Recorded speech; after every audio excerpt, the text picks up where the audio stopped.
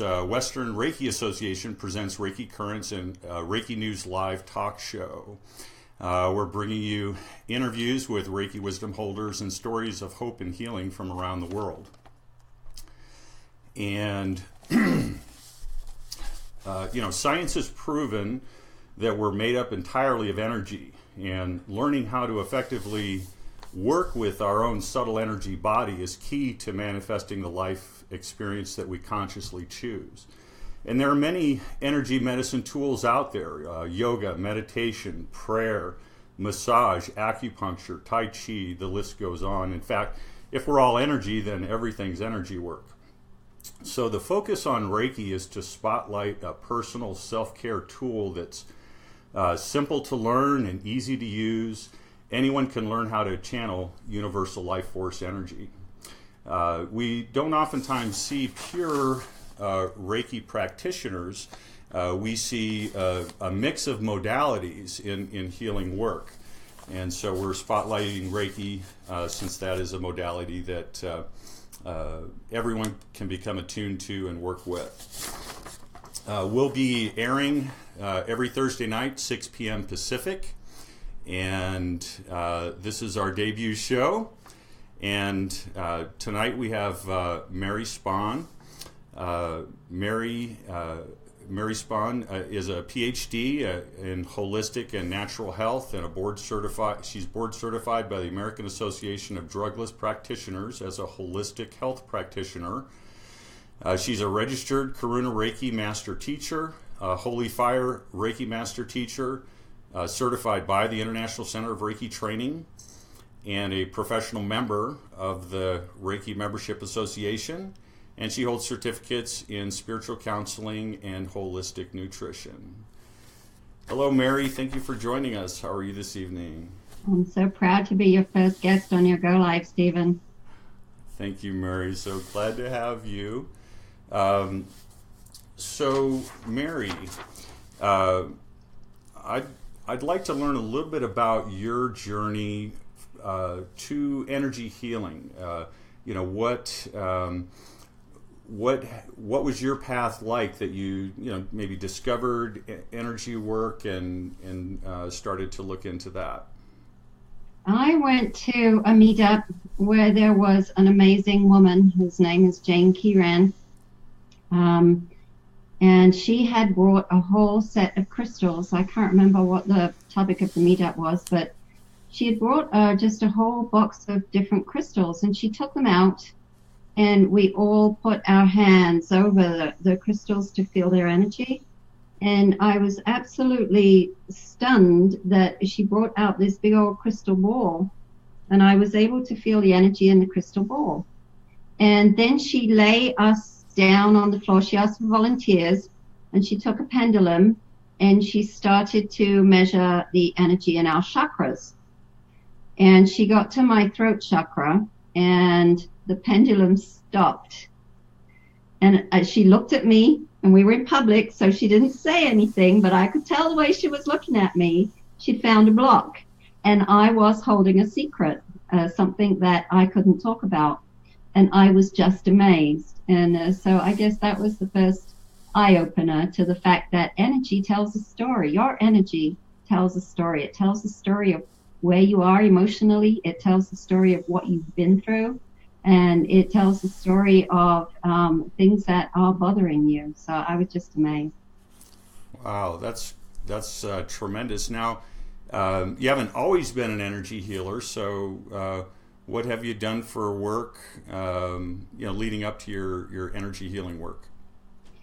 Well, when I came to America from England, I trained as a software engineer, and I was a programmer for many years. And then when I moved to Colorado Springs, which was probably around 1994, I started working for Department of Defense. Colorado Springs is a very, very military town, and most of the jobs are in defense. So I became a defense contractor.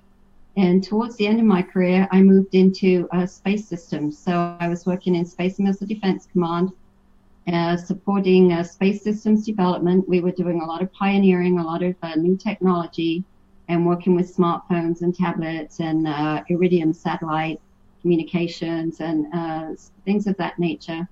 And so I was very much involved in the scientific or physics aspect of space and energy. And then I moved into, a lot of life things came up.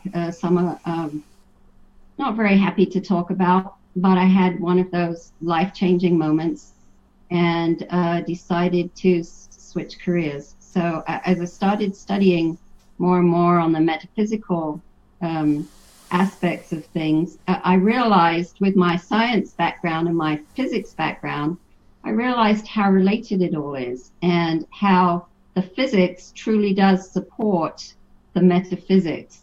In fact, the metaphysics is much bigger and much better than the little 3D physics that we have here on Earth. So the whole picture started to come together for me. The whole cosmic quantum picture started to come together for me in a way that I could truly relate to. That's tremendous. Now, in your bio, you talk about your, being a scientist and about the sun's energy field and how it interacts with the Earth's energy field and how this, how you related this to energy work. And can you explain in a little more detail for maybe some viewers that are maybe new to Reiki or are curious about Reiki? Can you break it down a little bit? Sure. So everything has an energy field. We human beings have an energy field, and we call that the human aura, or the energy field. And that energy field is created by all of the organs in our body generating energy. You can measure your brain's energy, that's an encephalogram, and you can measure your heart's energy, that's an electrocardiogram. But actually your lungs, your liver, your kidneys, the very cells of your body create energy, and it's called the aura. The Earth has its own aura, and it's called the magnetosphere. So the Earth's energy is we're all magnetic, but the Earth's energy is that magnetism around the Earth that's called the magnetosphere. And the sun has an aura too, and its energy field is called the heliosphere. The heliosphere is so vast that it's being measured at the very edges of the solar system. But when the heliosphere comes in contact with the magnetosphere of the Earth, that creates an interaction. And at the poles, it can be seen as the auroras. What the auroras really are is the sun's energy meeting the Earth's energy and having a reaction. So when there is a coronal mass ejection or a solar flash or some energy released from the sun, and it comes in a rapid burst of energy and hits the Earth, that's when the auroras become visible. Mm-hmm. So the human energy field has been measured to approximately 24 feet around the human body. It fades out as it gets further away from the body, but it's detectable by energy workers, people who are just ordinary people but tuned in to energy can detect it all the way down to the physical body. And when you and I are in the same room together, our energies are combined. So you can imagine if you're sitting in the chair next to me and your energy field is 24 feet tall and my energy field is 24 feet tall, then we're in each other's energy. Mm. And this is why when you walk into a room where somebody's just had a really bad fight or somebody's just had a really good giggle over a really funny joke, and you didn't hear the joke and you didn't hear the fight, but you walk into that room and you can feel that energy. You know there's been a fight, or those people are having fun in that room. And that's just a way of sensing energy. Wow, that's I love that explanation. So how can Reiki, how do you use Reiki to affect the energy field? How do you use that in your work now? When you are in Reiki session, when you do this too. So when we're in Reiki session, you feel the blocks in somebody's energy. So blocks in the energy are caused in multiple different ways. It could be as simple as you pass someone in the street and they were in a bad mood, and their energy will stick to you, and you'll come in and you'll think, that's funny. I was just in such a great mood when I went out, and now I don't feel so good, and I don't even know what happened. But you passed somebody in the street, or you were in a store where there was crowded energy with all different people in all different moods, and that sticks in your energy. You can also create blocks in your energy by your own negativity. So negative emotions like hatred, anger, frustration, stress, these all create buildups in the energy. And if you can imagine a stream flowing, and when there is a big boulder in the way, the water can't flow over it. It has to go around it, and it changes its flow. So your energy field is always moving and flowing. This is the chi, or the key. And when you do yoga and you do a yoga flow, it's called flow for a reason, because the flow helps the energy to release and flow in the way that it's supposed to around your body. So what Reiki can do is it can go in, and the Reiki healer can detect where those blocks are and just apply a little extra Reiki to that area. The Reiki actually has its own consciousness, so it will find the blocks itself. I liken it to like water filling up a ditch. The ditch doesn't have to be even, but the water will level out in the ditch, and it will go deeper in the parts of the ditch that are deeper. This is how Reiki flows into your energy. And that's how, once you clear those blocks, you become clearer thinking, you become less stressed, you become calm. A lot of people will say, I developed clarity. So how, I know for me, when blocks come up, sometimes it's very obvious, I get, strong feelings or emotions, or, maybe even physical reaction, something like this. Oftentimes I think people kind of pass these off, or how can you tell if there is a block, and how can you maybe productively search for blocks and release those so that you can maybe save yourself some, trauma down the road? If you are a negative person, or if you have had negative things happen that you are dwelling on in your mind, things that keep coming up, depression, anxiety, you most certainly have blocks in the energy. If you have a physical illness, you have blocks in the energy. In fact, all physical illness begins with a block in the energy, and all blocks in the energy. They say all illness is the root cause of all illness is emotional. I could give you some examples of that if you have time. Yes, please. So I had a client who was recovered from cancer. And she came in to see me, and she's like, I'm hoping that Reiki is going to help me get over my fear of having cancer again. And so the first time she was in session with me, I could feel a very strong block in her root chakra. And I knew intuitively, you get intuitive guidance as you practice Reiki. The more you practice, the more intuitive guidance that you get. But I could see that block in her root chakra was something very significant in her life. And I told her about it, and she said, yes, something very significant did happen, but she didn't tell me right away what happened. So over the course of time, she kept coming to see me, and we kept, talking and doing Reiki. And it turns out that she had been physically abused, she had been raped, and she'd become pregnant, and she'd had an abortion. She was afraid that the baby was going to turn out like her rapist, who she knew, and knew she didn't want a baby that was going to be that kind of character. So she aborted it. And this abortion brought to her a tremendous amount of guilt. And she said to me, I felt that after I aborted my own baby that I deserved to die. And so this anger, this hatred, this guilt that she had towards herself turned into cancer. Guess where her cancer was? It was in the reproductive system. Surprise, surprise. She gave herself cancer in the very place where she had contained, where she had conceived and aborted the life inside of her, as though her own life had to start, as though she herself had to start dying from that spot outwards. And once we had worked through that, she became a much happier, much calmer person. I also worked on her on diet and some other things because, I do a little more than just Reiki.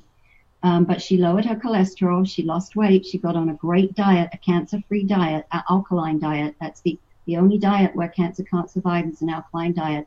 And we continued to do Reiki so that she, a lot of her fears came up and a lot of things came up during those Reiki sessions. And the end result of all of our work together was that she became pregnant.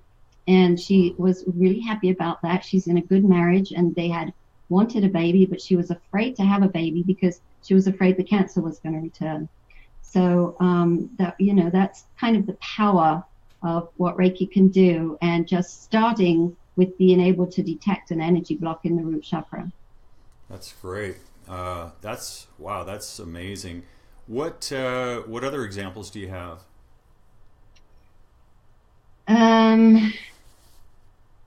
Let's see. I have one who she was how can I put it? She had fibromyalgia, and she was coming to me because she had fibromyalgia. So her body was physically in a lot of pain, and she was kind of depressed.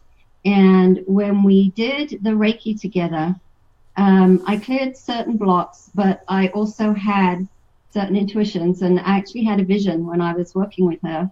And I saw her as a small child, and her mother was throwing away her doll, and she was getting very angry about that.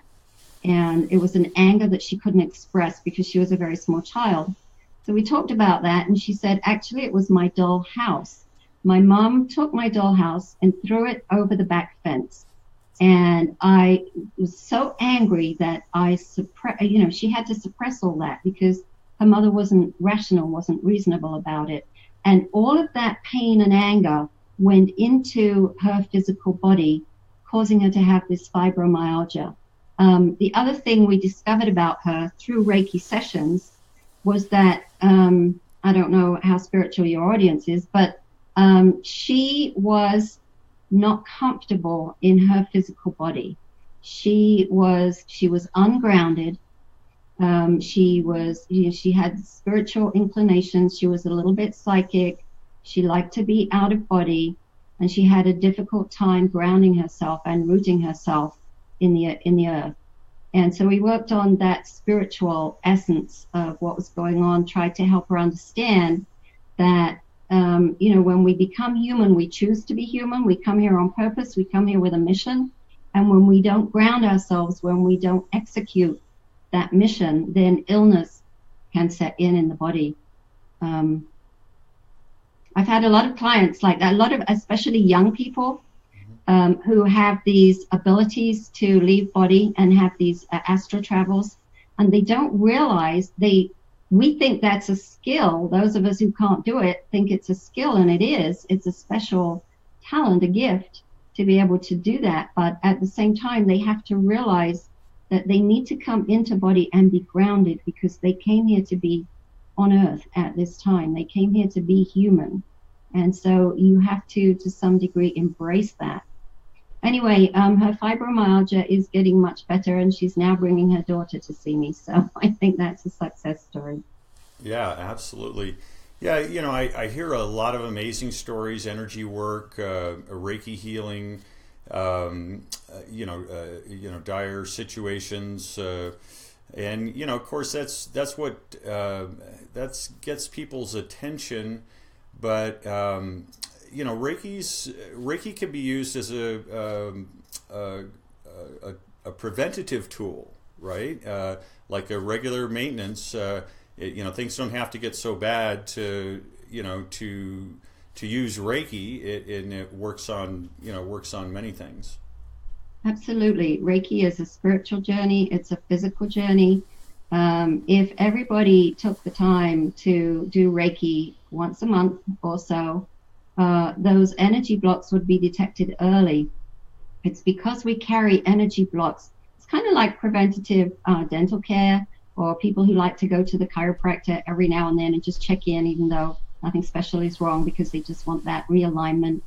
If we keep our energy free from blocks and keep our energy flowing, illness won't stand such a chance of setting in the body. It's when we've carried blocks like all our life long. You know, like this 40-year-old woman who'd been carrying these blocks from when she was a 3-year-old child, or this my cancer survivor who had cancer like in her 20s and now she's in her 30s, you know, still carrying the pain or the guilt of that incident.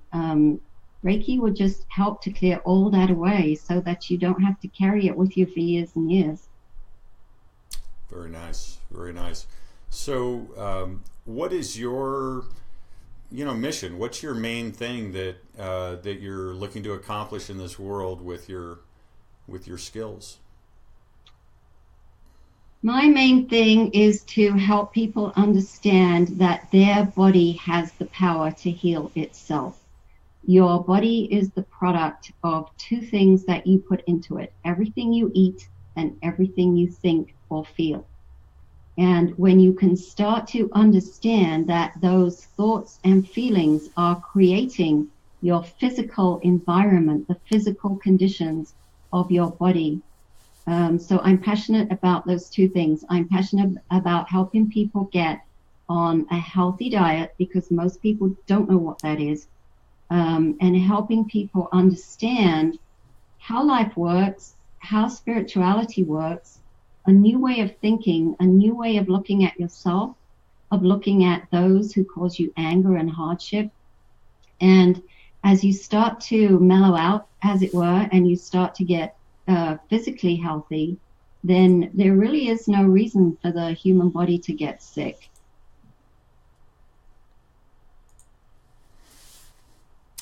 Now, aside from Reiki, what other energy modalities are you using in your practice? When I do Reiki, I'm using, I first and foremost depend on the Reiki, but and then I use tuning forks, I use singing bowls, I use crystals. So I do all of those kinds of therapies. I would love to get into color therapy too, sound and colors at half frequencies. I help people by I do psychic readings, so I read the tarot cards, I do numerology. But my biggest passion is holistic nutrition. So I work with people to get them on a clean diet. It's very hard for most of us. It requires a huge change in lifestyle and a huge change in the ingredients in your cupboard. But once you get on that holistic nutrition path and do some regular Reiki, I mean, I don't want to make wild claims for Reiki curing things, but when we start to understand what's causing us to get sick and do the things that will make us well, it's amazing how our bodies can kick in and do their fair share, as it were, to heal themselves. Now, as part of the holistic diet that you talk to your clients about, does that include things like meat and cheese? What sort of changes do people go through? Various people, everybody has different preferences. So yes and no, depending on who you are and what you like. It's okay to be a meat eater. It's okay to eat cheese and eggs and things of that nature. It's okay. It's great if you can be vegan. It's great if you can be vegetarian. If you're on the paleo diet, that's fine too. However, the trick is to understand some basic principles of no matter what diet you're on. And one of them is low protein. Almost everybody does a low carb, low fat diet. Very, very bad for you. What you want is a low protein diet. And most people don't understand that because of all the indoctrination that we go through in our society. And the other thing is primarily plant-based. Whether you eat meat, whether you eat fish, whether you eat eggs and cheese, your diet needs to be primarily plant-based. And there's a good reason for that. It's because plants make photosynthesis. They use the sun. And I know you did some stargazing, Stephen. Yeah, sun-gazing.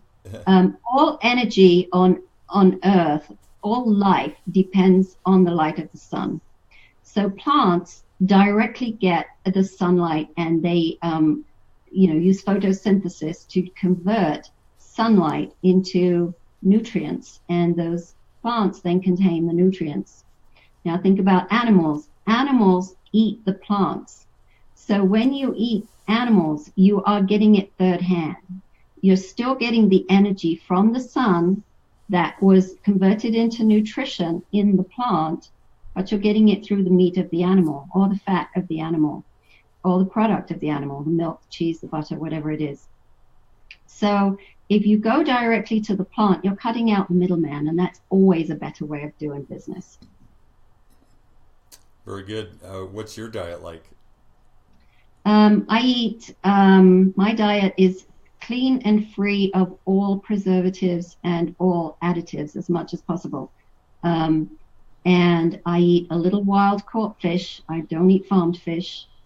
I do occasionally eat meat, maybe a couple, 2 or 3 times a year. I don't eat very much meat at all. And when I do, it tends to be more of the wild game than the store-bought farm-raised meat. And I do use butter. I study the Ayurvedic tradition, and the East Indians are very big on ghee, which is clarified butter. Clarified butter, and, yeah. Butter has a lot of properties, let's say, that are beneficial to good health. So I'm not a vegan, I'm not a vegetarian, but I'm very plant-based, and I'm very, very careful about the fish, about the animal products that I put into my body. I'm very, very picky. And as I said, I don't eat anything that's being processed. I don't take any supplements. I get my nutrition from food, so I don't get it from pills. And that's kind of how I eat. I don't do caffeine. Try not to do any kind of stimulant. Right. So recently you were in Japan, Karuna, Japan, the birthplace of Reiki, for Holy Fire 2, Karuna Master Reiki training. Yeah. Tell us a little bit about that. Well, that's where you and I met. And yes, that's where we met. We know each other. It was a phenomenal, phenomenal group of people. We're still together. We're still Facebooking every first Sunday of the month. It was, to me, to meet William Rand was, I would say, one of the happiest experiences, most, I would say, important experiences of my life. And Colleen Bonelli was really, really wonderful too. But to be with them for not just like, for a day, but to be with them for 6 days in a very special energy on Mount Karuna, that was one of the highlights of my life. Yeah, I'd have to say for mine too, and it's been so recent. So now, for me, when I took the training with you in Japan, that was when I became attuned to Holy Fire Reiki. Okay, but now you had Holy Fire Reiki before Japan. Is that true? Yes, okay. I started my Reiki journey before there was Holy Fire, or before I'd heard of Holy Fire. And I took it a couple of times here in Colorado Springs. Then I decided I wanted to learn Reiki from a licensed teacher. So I traveled out to Utah, and she happened to be Lisa Starana, a licensed Reiki teacher from the Reiki.org. And a wonderful, wonderful class. And she was teaching Holy Fire. And I hadn't heard of Holy Fire at the time. My goal was to be taught by a licensed teacher so I could truly get on the Reiki track and be a Reiki professional. So I got the Holy Fire. And that was an incredible, incredible spiritual experience that I completely was not anticipating or expecting. And so, when Karuna came up in Mount Karuna, at first, I was a little resistant because I don't like going in planes for that long trip. But I started to think about it, and it kept playing in my head. And I'm like, it's Mount Karuna. It's William Rand. Like, why are you not going? Right. And so I finally decided to go. I think I was pretty last minute, like within a month or so of the date. Okay, so you got Holy Fire Reiki in Utah. Yeah. And what year was that? That was 2016. 2016, and then May of 2016, I became so April and May. I did Reiki 1 and 2 with her, and I did the whole thing again. So did you start out with Holy Fire, or did you have Reiki before you got Holy Fire Reiki? I had Reiki before I got Holy Fire. So how long? When did you first get attuned to Reiki? I think my first Reiki level 1 was probably August or September of 2014. Okay. Yeah. Okay, so you had a couple of years of Sui Yeah. Reiki energies that you were working with, and you became a Reiki Yeah. master, a Sui Reiki master? Yeah. So I did one and two separately, but close together in 2014. Then in 2015, I did Reiki Master twice. It's a complicated story why I did it twice, but I did it with my teacher, Jane Kieran, and I did it with one of her students who was traveling. She was leaving Colorado and she'd become a Reiki teacher. She'd taken the training, but she hadn't taught anybody Reiki Master. So I volunteered to take Reiki Master with her. And then I wanted to take it again from, my original mentor and teacher, Jane. So I did it again with her. So I did it twice. And then a year later, I took it again in Utah, Reiki 1 and 2 and Reiki Master again. And then in 2017, we went to Karuna in September. There you go. Well, Yeah. can you talk a little bit about the Reiki energies that you were working with prior to getting Holy Fire Reiki, and if there were any differences for you? Yes, definitely. So Holy Fire is it's a much stronger, more powerful, more beautiful, and yet softer, more compassionate, more loving energy. It's very difficult to describe unless you experience it. I have one of my Reiki masters, I'll do a shout out to him, Jim Haya, who is a Reiki. He was one of my very first Holy Fire students, and he's a Holy Fire master now. He said, I can't remember his exact words, but it was like, Usui Reiki is like elementary school. He said, I want to go to university. And he did the Holy Fire master, and now he's going to be probably one of my first students doing Karuna when I teach that class in July. Because he understood the difference between Reiki and Holy Fire when he got the Holy Fire. So it's just a more powerful energy, and but it's the spiritual journey of learning to do the Reiki that I think truly changed my whole approach to Reiki. And I started to get much better results after I've taken Holy Fire. So you're on your own personal learning journey. It's not just about the Reiki vibration. It's how the Reiki vibration works through you and how your spirituality starts to respond to that. And also then when I did Karuna, then, oh my gosh, that was like a fireball of energy that just suddenly hit me. And everything changed. The color of the Reiki in my hands changed. I could see it change from white to gold. And I could feel the power of the Karuna symbols. I could feel the power of them in me on Mount Karuna when we were doing Reiki on each other. But when I came back and started doing it on clients who had Holy Fire and then got Holy Fire Karuna, they could feel the difference because they would experience going deeper. And when you go deeper, you do more healing. So, yeah. That's tremendous. Now, you've mentioned a couple of times about, seeing auras, seeing colors. Have you always been able to do that? I don't see people's auras, or I get a lot of information, let's say, in my third eye, usually when I'm in Reiki or when I'm doing tarot card readings. But in Reiki, I will get very clear visions of what has happened to people in their past, sometimes I get past life stuff coming up, who they've been in a past life. I cannot direct it. I can't stand in the Reiki and say, now give me information about somebody's past life. Reiki will bring up what that person needs to know, what that person needs to hear. And so that's kind of how it works. Okay. So, and you talked about like the color of your the energy coming out of your hands went from white to gold. Are you seeing those colors? Or I see the energy in certain lights.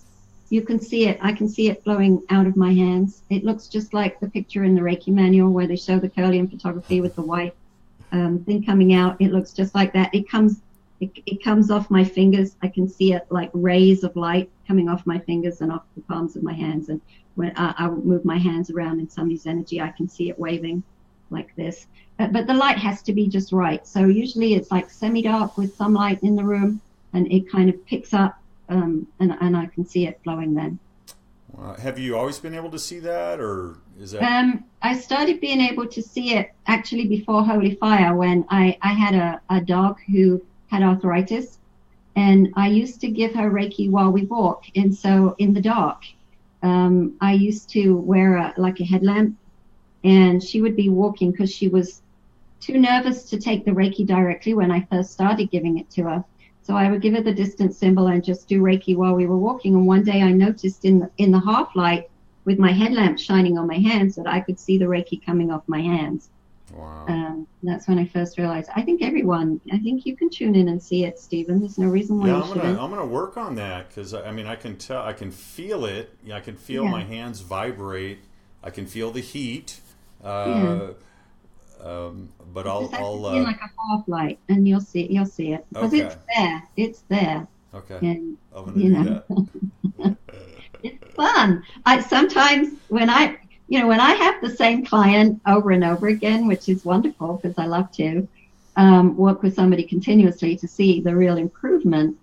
But I get braver and braver when they're lying there on the table, and some of them fall asleep, and I'll start to play in their energy and just see what's possible. And this is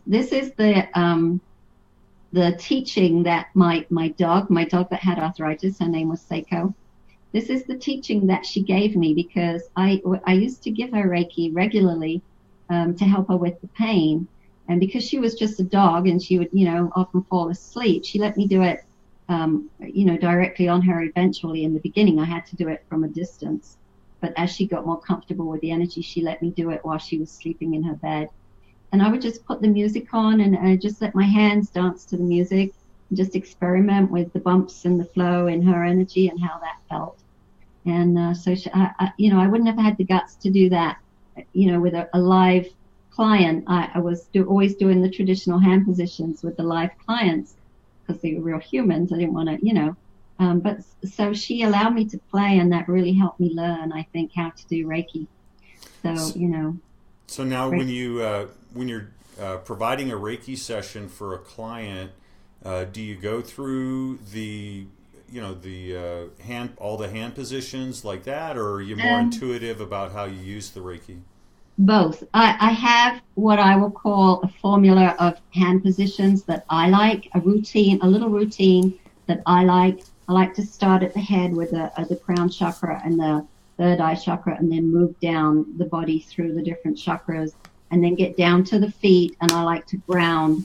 So after working in the high and the spiritual chakras, and when I get down to the feet, I always give them grounding right there and pull them back to ground. And then I go around and I do the coherence, the heart to third eye, which I like to visualize a loop of Reiki energy creating the heart-brain coherence. I follow a lot what they are teaching at the Heart Math Institute about coherent. When you're coherent with your heart to your brain, you're more calm. And then I go back around and I do left brain, right brain balancing. But now that's my routine. But when I get into somebody's energy, if I feel something else, like if they're having pain in the left hip, I can usually detect physical pain in the body. I think most Reiki healers eventually learn how to detect where somebody's having physical pain. Then I will go there and apply some Reiki, over the left hip or wherever it is. Or if you do the left hip, of course, if they have pain in the left, I usually do the right hip first and then the left hip. So it just depends what somebody's got going on. If somebody has carpal tunnel syndrome, I'll give Reiki on their wrists, or, it just depends what they've got going on. Now with the Holy Fire 2 Reiki, the attunements are different, and the healing attunement is different. These are facilitated through experiences, which are like guided meditations. And then there's a few of the meditations that are provided through International Center for Reiki Training and William Lee Rand, that can be used, for at any time. In fact, one of them is a healing attunement, or the healing holy fire healing experience, I believe. Yeah, So do you use that in your sessions, or do you do any guided meditation groups? Well, in the Reiki classes, of course, I go with the manual, so I always do them just as they're described in the manual. With clients, I do them. I do the Holy Fire experience. I love the one that goes so the Holy Fire experience goes back along the timelines, and you set by intention whether it goes back along this timeline or all timelines, even back to the womb, to trauma that people receive in the womb. And so sometimes my clients know I'm doing this, and I guide them through. Sometimes, I'll guide them, to the light. You remember that placement where, you're walking through the forest and the light comes down, and this is no ordinary light. This is light from the highest heaven. So I will verbally walk them through that guided meditation, and then just let the Reiki take over. And then I just become the channel for the Reiki. There are times when I will do, for instance, the spiritual attachment that can release negative energy or stuck energy, or even, energy that doesn't belong to that person, spirit energy that has attached somehow. I've had several clients that have benefited from that kind of release. And if they are aware, if they come in and they say, I think I have a spirit attachment, then I'll maybe do that one out loud so that they know what I'm doing. But if they don't know that they have it, but I'm detecting something, I will do it quietly for them and release that for them. So I do very much make use of the experiences. I love them. They're wonderful experiences, and a lot of people like to have them now. I don't always bring it up as an option, depending on where someone is at spiritually. Some people aren't quite ready for that kind of spiritual guidance. They just want a physical healing. Yeah. So great. So you see clients privately. And what else do you do to get Reiki out there, or as part of your business? And give us your business name again. Oh, my business is Makooshla Holistic Health. Okay. And Makooshla is spelled Makooshla. And I have a Facebook page, facebook.com/Makooshla. And I have a website, www.makooshla.com. And I also use Groupon. And I put special offers on my website too. And so I mostly I light my Reiki grid to manifest my clients. This is how I began. I'm still using it today. I put it away for a little while so it didn't get stale, and then I took it out again in the new year. So I'm using my crystal Reiki grid to manifest clients and students. And it was funny because the day that I took it back out, I got a phone call, and I got a student for one of my classes, like within an hour. I'm like, oh, it's phenomenal. It really works.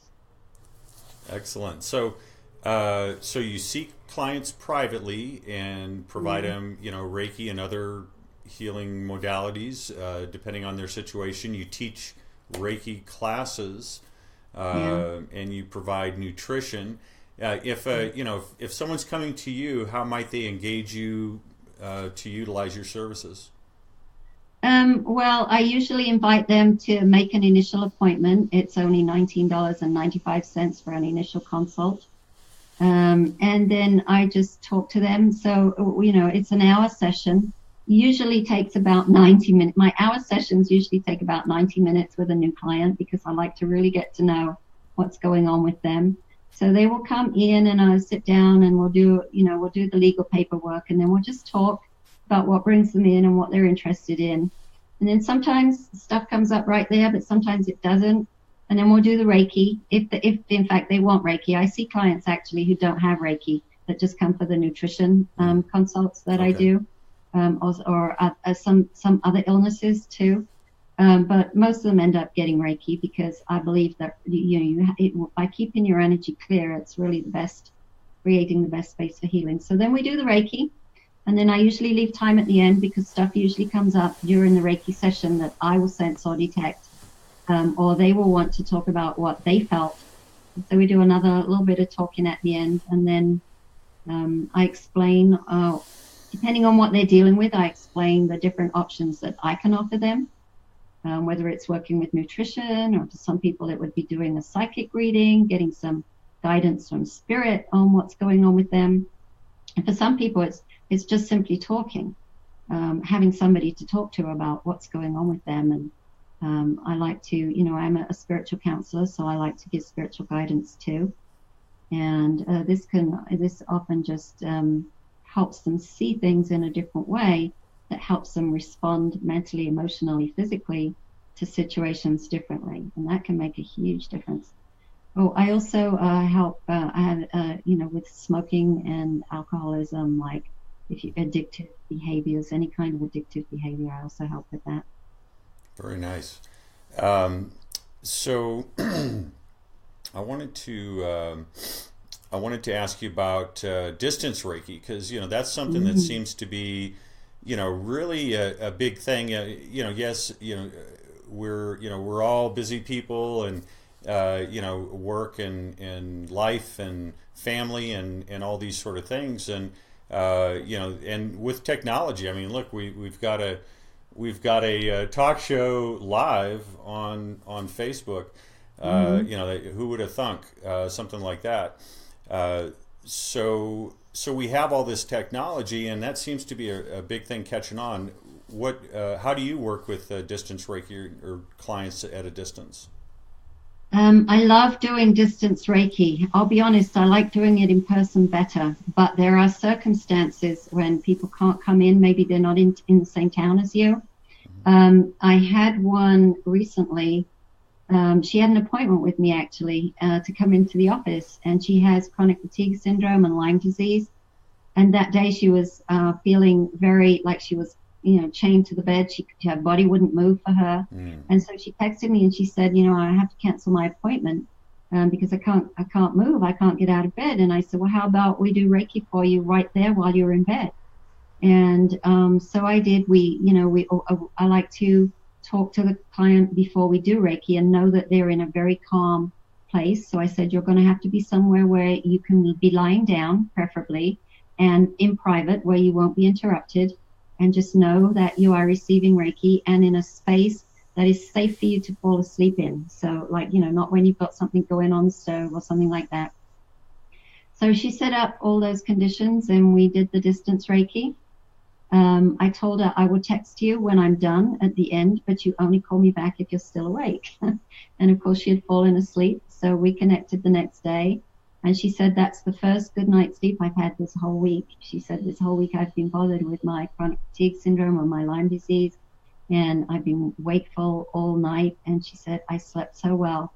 And she said, when I felt the Reiki coming on me, she said, I could feel it stretching out my muscles and just melting away the pain. With a distance Reiki really works. It gives phenomenal results.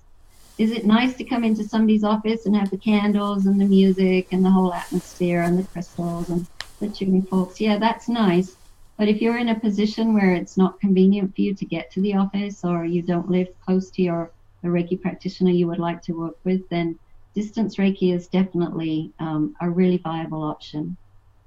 Yeah, absolutely. I know for myself, family members and friends, longtime friends that don't necessarily live close by or that I see very often, that I've offered treatments and done it at a distance. And so I get really good feedback. I've actually done a lot more distance than I have in person. Yeah.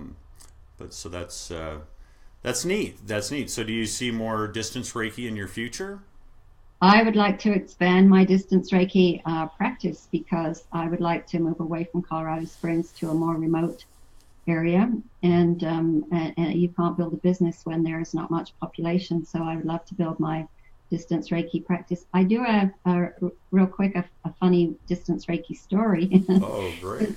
because people ask me, is it okay to do Reiki on people without asking them? And I say, do you ask people when you're going to pray for them? Is it okay to pray for you? It's like Reiki is love, giving somebody love. You don't have to ask their permission, right? So I often do Reiki on my kids with not necessarily telling them that that's, that I'm giving them Reiki. And I just put it out there in the universe and set the intention that it will come to them in the time and place that they need it. And so I was doing distance Reiki for my son and his girlfriend. And I put out, this is when I was brand new to Reiki. So I had a Reiki effigy on my Reiki table and a little photo of them. And I made a towel figure with rolled up towels on the Reiki table. And I'm going around the Reiki table. And when I got to, I think it was with my son, it was the solar plexus. And with my daughter-in-law, it was the sacral chakra. And I could feel the energy was disturbed in those areas. And so I just cleared it and gave them a chakra balancing. And I texted them right afterwards and I said, I hope you don't mind, but I just gave you Reiki. And I noticed that, your solar plexus and your sacral chakra were a little bit messed up. So I gave it some Reiki, and you might feel a bowel movement or two, going through you after the blockage clears, because that's what happens when you clear those particular chakras. And so my son texted back, oh, that's funny because we went out for Mexican food last night and we've had diarrhea all day. Wow. So that was pretty cool. Yeah. So that was like very early on, I realized that distance Reiki really does work. Yeah. I've got, I'm going to tell a short story about, I've got a really good friend, great longtime friend and success coach that he had a neck injury. He had a car accident a couple decades ago, and it didn't bother him, or he didn't notice anything until about 10 or 12 years later, and became real debilitating for him. But he's doing a lot of different things to work with that and to improve himself physically. And oftentimes he asks, well, actually he doesn't ask, I have to offer, oh yeah, my neck's been killing me. Oh, let me give you Reiki. Okay, I'll get Reiki. So, but one particular time he had abused himself. He was putting up radiant barrier in his garage. So he's up like this for 2 days putting up radiant barrier. It's like, you hire people for that, right? When you can't do it yourself. And so anyway, he was in a lot of pain, and so I just imagined him laying on the floor on his stomach, and since the Reiki comes out the feet and the hands and the eyes, I imagined my feet. Well, my feet were on the floor, but I imagined them on his back, one at the small of his back, one at his neck, and then I was focusing the energy from my hands in the middle part of his back, and for about 15 minutes, and he felt several releases while I was giving him Reiki, and then afterwards it was able to release a few more times. The muscles had loosened up. So when I know you're talking about when you're doing distance Reiki, you kind of get a towel, you say, something you can use that simulates the body to get to various parts of the body? You don't need to do that, of course. It's an entirely personal thing, but for me, it helps me focus. And I like to move around the teddy bear's body and imagine visualize that is the client's body. It just helps me stay focused. Do you need it? No, you can just totally do it in your mind. You don't need anything, but I like to do it that way. And I put the music on for myself and light the candles, and it's just me in the room doing it for somebody else in their room. But that helps me get the atmosphere going. I really like listening to music while I do Reiki. I have certain music that I only listen to while I do Reiki, so it totally helps me tune in really quickly to the Reiki energy. And that's how I like to do it. But, there are lots of ways to do it. There you go. So we're coming down toward. We got the last couple of minutes of the show here. What do you have going? Do you have some classes scheduled? What are you working with right now? I've got Reiki Holy Fire levels 1 and 2 coming up in February 10, 11, and again in March 17, 18. I have a master class, Reiki Holy Fire Master, which is great for people who have Reiki 1 and 2 or who have Usui. Reiki and don't have Holy Fire yet. So that class is coming up in April the 20th to 22nd. It's all on my website. And my first Karuna class is going to be in July, and I've already got one person signed up for that. So I'm looking forward to all of those. But all of those classes are on my website. It's Makooshla. Again, that's Makoooshla, Makooshla.com, or Facebook/Makooshla. And all of those classes are listed there. Very nice. Very nice. This was awesome, Stephen. Thank you so much for doing this. Absolutely.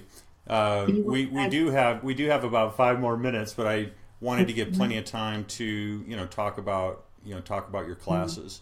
Why don't you talk about the Western Reiki Association, since this is your first thing, and tell us your vision for the Western Reiki Association and your upcoming classes. Okay, well, great, thanks. Yeah, Western Reiki Association, we're a group of Reiki practitioners. They're really, it's about developing the Reiki practitioner community for the benefit of the greater community. And, one of the things that, we found in kind of polling Reiki practitioners and other energy healers is, how to get the word out about their business, how to create some buzz, how to get more clients and retain clients, and things of this nature.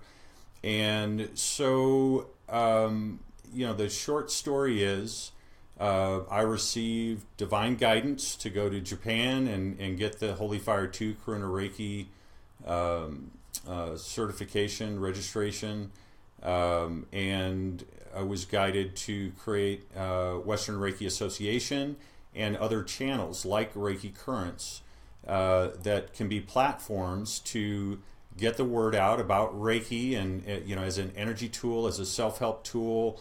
Just get that it's available. It's readily available. People can take control of your lives, right? Take control of how you feel, how things are manifesting in your lives by working with the energy that you're made of, and learning that and understanding that. And then with that, with creating more awareness out there, that I think will bring business, will bring more classes, will bring more people to Reiki treatments, and other energy healing modalities. And so that's it. So the Reiki Currents being one of the first channels coming out of Western Reiki Association. We'll create some awareness with this. We'll have many Reiki wisdom holders on the show, and other stories from around the world, hope and healing stories from around the world, and create some awareness, create some buzz out there.